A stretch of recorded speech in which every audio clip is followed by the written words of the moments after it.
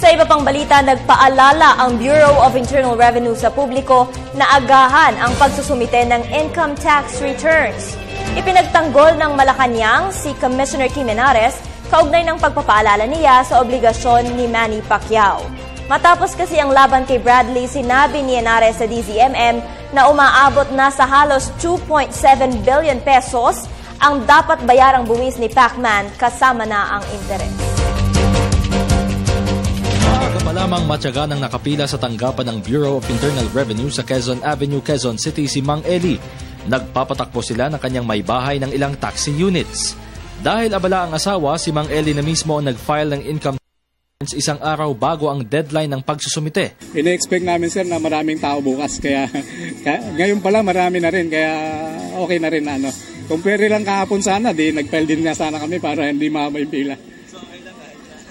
Oo sir, kahit na mainit. Pero nakakatuwa sir, medyo mas maayos ngayon kaysa last year. May nakita pa nga ako mga tubig kaya hindi tayo mauuhaw ngayon dito. Ang accountant naman na si Aling Marcia na galing pa ng Cainta Rizal, kailangan ng i-file ang ITR ng kliyente niyang non-government organization. Yung usual reason na ayoko na makisabay bukas.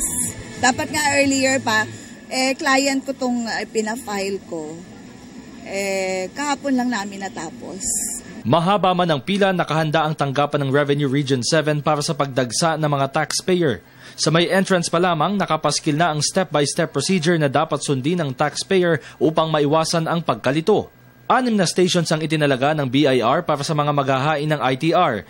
Kabilang na dito ang Tax Computation and Assistance Desk, Special Desk para sa may mga kapansanan, buntis at senior citizen, Medical Assistance Desk at Lane para sa mga maghahain ng ITR payment. Tiniyak ng pamunuan ng maayos ang sistema sa prosesong pinagdadaanan ng mga taxpayer gaya noong nakaraang taon.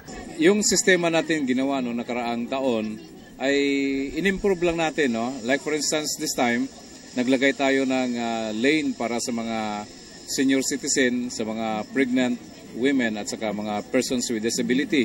So para hindi na sila sasali doon sa mahabang pila sa mga younger ones, so yung walang problema. Another one na medyo kinuha natin is nag-put up tayo ng isang station para doon sa mga taxpayer na nagpa-file ng sobra sa limang returns para naman hindi masyado silang nagtatambay at naiinip yung nakasunod sa kanila sa daming dala nilang returns. So gumawa tayo ng special lane para sa kanila kung saan doon sila magpa-file para medyo bumilis naman yung pila ng ibang mga nagpa-file. Nasa 300,000 self-employed individuals at corporations ang naghain ng ITR noong nakaraang taon. Inaasahan nilang mas madami pa ang maghahain ngayong taon. Pero babala nila sa mga hindi makakapag-file ng ITR. Kung magpas tayo bukas, may mga kaukulang penalties yan. 25% surcharge, may interest pa na 20% per year up to the time magbayad kayo. At may kadagdagan pa yung compromise penalty, depende sa basic tax na babayaran ninyo. So yun yung mga penalty na magiging babayaran nila kung sakaling hindi sila makahabol hanggang bukas. Nagpaalala ang BIR sa publiko na hindi na i-extend pa ang deadline ngayong Martes, 5:00 ng hapon.